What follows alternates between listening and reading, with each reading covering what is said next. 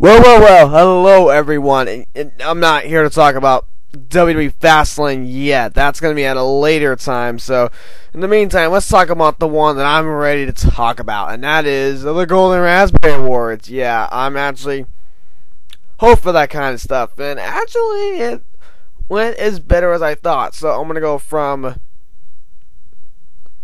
probably from the bottom, except the very last special one. From start from the original bottom to the top, and then the big one. So here we go with this. So it started with the worst screenplay. Oi, that's fun. And then we had 5 movies: Transformers: Age of Extinction.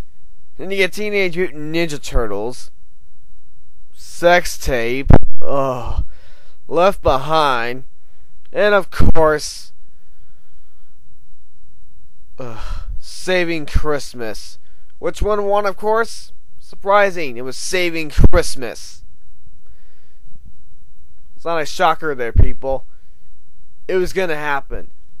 You could just see from the stuff in this movie, it's so bad. This is the worst script I've seen in forever, and that tells you right there. Next, you get the worst director, the one that really sucks at their movie. We get Seth MacFarlane from A Million Ways to Die in the West, Jonathan Liebesman, I guess I say it, for Teenage Mutant Ninja Turtles. Then you get Rennie Harlan for The Legend of Hercules, Darren Dwayne for Saving Christmas, and of course, Michael Bay for Transformers: Age of Extinction. Who won that one, of course? Kind of surprising it is. Well, not really surprising, but it was gonna happen. Michael Bay for Transformers: Age of Extinction. Which, I kind of agree. Yeah, I kind of agree with it. Michael Bay just makes the same shit now over and over again. This is the Transformers Special Edition Part 4, because it's the exact same thing as the first one.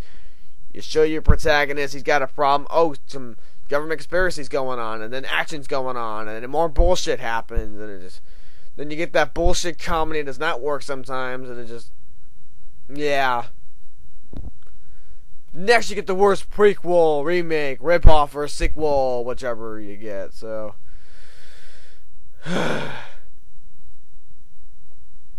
here we go: Transformers: Age of Extinction, Teenage Mutant Ninja Turtles, and you get The Legend of Hercules, and then Atlas Shrugged Part 3. Who was John Galt? Honestly, I don't know who. And of course, Annie. The winner of that one was Annie, the remake.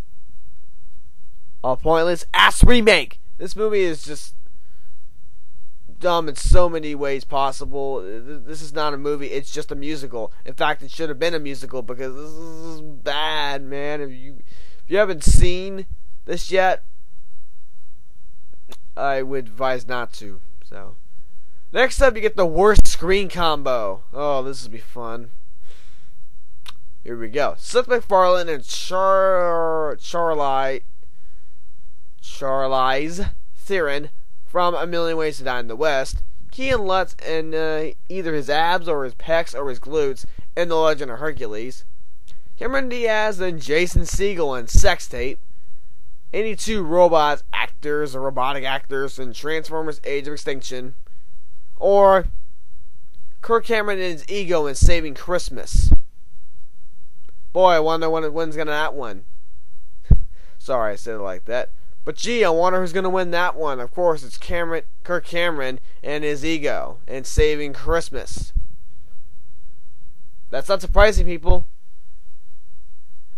It's going to happen. Next, you get Worst Supporting Actress. This'll be fun. Susan Sarandon and Tammy as Pearl. Bridget Cameron Rydoner, I guess, in Saving Christmas as Kirk's sister. Then Nicole Peltz, of course, who does that remind you of? The Last Airbender. And Transformers Age of Extinction as Tisa Yeager. Cameron Diaz in Annie as Colleen Hagen. Or Megan Fox in Teenage Mutant Ninja Turtles as April O'Neil. Winner of that one was Megan Fox in Teenage Mutant Ninja Turtles as April O'Neil. Oh well.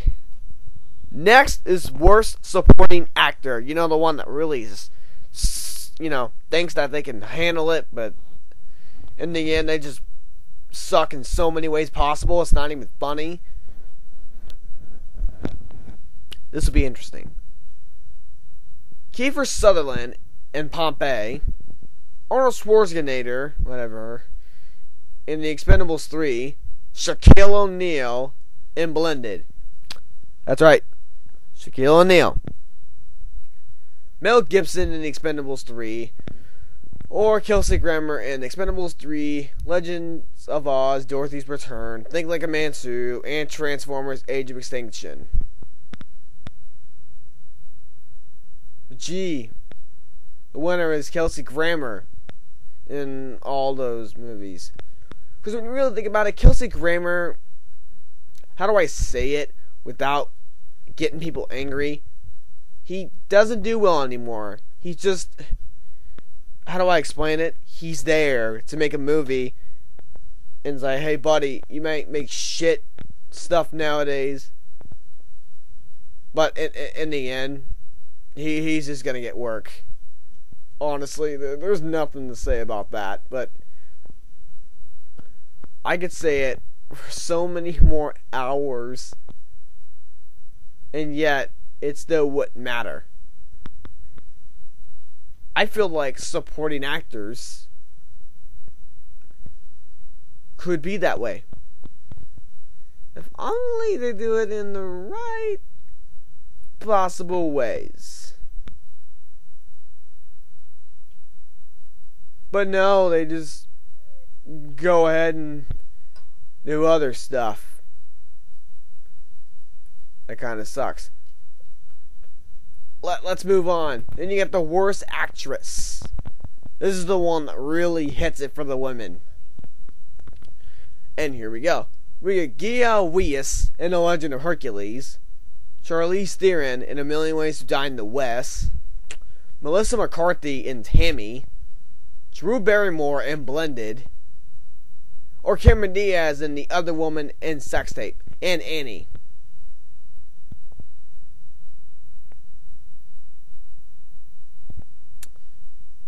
Okay, the winner of that one is Cameron Diaz, unfortunately. She hasn't done much exciting stuff this year, and it really blew in her face. I'll just tell you that much. She really tried this year, but she just made shit after shit after shit. I feel like that it could be possible if she didn't have much crap. She would have actually done better. But no, they decided to go, hey, Cameron Diaz, you need to make a lot of stuff. We'll give you a bunch of stuff and just put it on here. Unfortunately, that came crashing down. Moving on. Next is Worst Actor. This is the one where you think they're going to do well, but in the end they just suck. Here we go. Adam Sandler in Blended. I don't know. Seth MacFarlane in A Million Ways to Die in the West. Keanu Lutz in The Legend of Hercules.